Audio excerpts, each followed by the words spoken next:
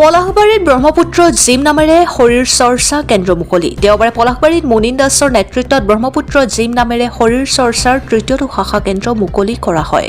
উক্ত শৰীৰ চৰ্চা কেন্দ্ৰত বিভিন্ন শাখাত প্ৰশিক্ষণ দিয়া হ'ব। শৰীৰ চৰ্চা কেন্দ্ৰটি শুভ উদ্বোধন কৰে মিষ্টাৰ ৱৰ্ল্ড খ্যাত গৌৰৱ শৰ্মাদেৱে। ইয়াৰ লগতে উপস্থিত থাকে পলাশবাৰী ৰাস মহোৎসৱৰ সভাপতি মণিময় কৰদেৱ, পলাশবাৰী ৰাস মহোৎসৱৰ যুটীয়া সাধাৰণ সম্পাদক পংকজ দাস, অৰূপ দাস, পলাশবাৰী পৌৰসভাৰ উপ পৌৰপতি হিমাংশু কলিতা, সুধন্য চন্দ্ৰ কলিতা, ভাস্কৰ কুমাৰ, মিছ আছাম ৱৰ্ল্ড খ্যাত সবিতা বৰুৱা।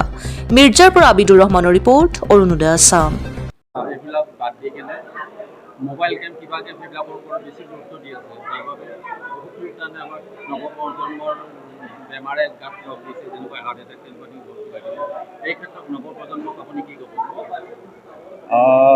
প্ৰথম কথা, আজিকালি যিটো ডেকা ল'ৰাবিলাকে বা সৰু ল'ৰা ছোৱালীবিলাকে মোবাইল ইউজ কৰি আছে, তাৰে চবতকৈ ডাঙৰ ৰিজনটো হৈছে মাক দেউতাকে সিহঁতক মোবাইল ইউছেজ কৰিব দি আছে। আমি আগতে যেতিয়া এটা বয়সত আছিলোঁ, তেতিয়া আমাক সেইবোৰৰ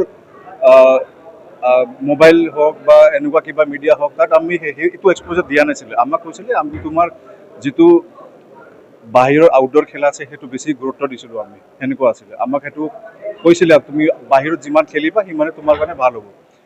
কিন্তু আজিকালি সেইটো গুৰুত্ব দিয়া কমা ৰিজন হৈছে মোৰ হিচাপত মাক দেউতাকৰ অলপ নেগলিজেঞ্চ। সিহঁতে সেইটো চাব লাগিব। এটা বয়সৰ পিছত চবেই নিজে নিজে মোবাইল ইউজ কৰে, সেইটো বন্ধ কৰিব লাগিব। সিহঁতক বেলেগ বেলেগ পাৰ্ক আছে, যেনেকৈ এইটো যে জিম হৈ গ'ল, এনেকুৱা নহয় কি সৰু ল'ৰা ছোৱালীবিলাকে আহিব নোৱাৰে, সিহঁতেও আহিব পাৰে। যিকোনো বেলেগ বেলেগ ধৰণৰ এক্টিভিটি ইয়াত কৰিব পাৰে। চ' সিহঁতক এটা ৰাস্তা এটা দেখাব লাগিব মোবাইলৰ বাহিৰে। তেতিয়াহে সেই বস্তুটো আজি যিটো দেখি আছে চবেই মোবাইল ইউজ কৰিছে, তেতিয়াহে কমিব। তো আগ্ৰহ কৰিছোঁ কি যিমান মাক দেউতাক আছে সিহঁতে নিজৰ ল'ৰা ছোৱালীবিলাকক মোবাইল দিয়াৰ আগতে এবাৰ ভাবি লওক।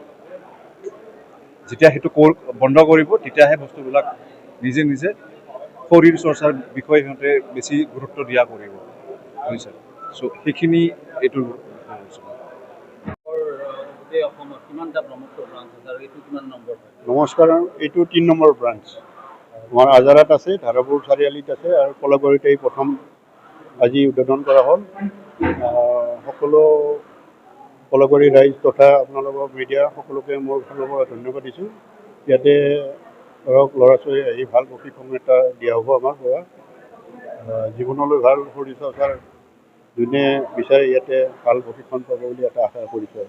বহুতে বহুত ব্যৱসায় কৰে, কিন্তু আপুনি এটা মানে ডেকা যুৱ প্ৰজন্মৰ কাৰণে শৰীৰৰ মানে সুস্থ থকাৰ কাৰণে এটা বাছি লৈছে জিম। কি মনত কেনেকৈ আহিলে এইটো আপোনাৰ? মই নিজে 1984 পৰা এতিয়ালৈকে মই খেলি আছোঁ। মানে মানুহে কিছুমানে কয় যে জিম কৰিলে অমুক হ'ব তমুক হ'ব। বৰ্তমান মই নেশ্যনেল চিলেকশ্যন হৈ আছোঁ পাৱাৰ লিফটিঙত। মই অসমৰ ৱেইট লিফটিঙৰ শাখাত মই প্ৰথম আছিলোঁ মোৰ গ্ৰুপত। গতিকে এইটো নহয়, যদি মানুহে এক্সাৰচাইজ নিয়মিতভাৱে কৰি থাকে সকলোৰে সুমংগল হয়। ইয়াৰ কোনো ধৰণৰ ক্ষতি নহয়। আৰু ইয়াতে ভাল প্ৰশিক্ষণ দিয়া হ'ব। তেনেকুৱা নেচাৰেল নিজা যিবিলাক আমাৰ থলুৱা খাদ্যৰে আছে, সেই হিচাপে মই সকলো ল'ৰা ছোৱালীকে মই মানে এইটো ইনষ্ট্ৰাকশ্যন দিওঁ, আহ্বান জনাওঁ। আৰু কি কয়, মই মলিন দাস, মই এক্স চাৰ্ভিচমেন বৰ্তমান। এতিয়া মোৰ ৰিটায়াৰমেণ্ট 61 এতিয়া বৰ্তমান মোৰ। নমস্কাৰ।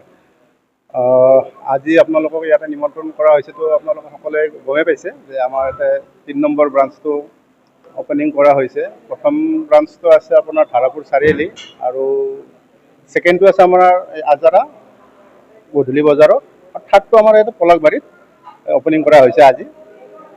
ইয়াৰ উদ্দেশ্য হ'ল কি, আমাৰ ইয়াতে পইচাৰ আপোনালোকে অলপ আগতে কৈ গৈছে, এতিয়া পইচাক লৈ কিনে আমাৰ জিম খোলাৰ কোনো উদ্দেশ্য নাই। ইয়াতে হৈছে কি যে উঠি অহা ল'ৰা ছোৱালীখিনি নাচাযুক্ত ফালৰ পৰা দূৰত থাকক আৰু তেওঁলোকে এটা ভাল নাম কৰক অসমৰ ডিষ্ট্ৰিক্টৰ বা ভাৰতত। ভালকৈ জিম কৰি কিনে শৰীৰ চৰ্চা কৰি এটা ভাল পদক আনক সমৰ হৈ নিজৰ স্থানীয় বা মানে ঠাইডোখৰৰ হৈ বা ডিষ্ট্ৰিক্টে হওক বা আছামে হওক আৰু তাত মানে গোটেইখিনি ল'ৰা ছোৱালীয়ে ভালকৈ জিম কৰক সেইটোৱেই আশা।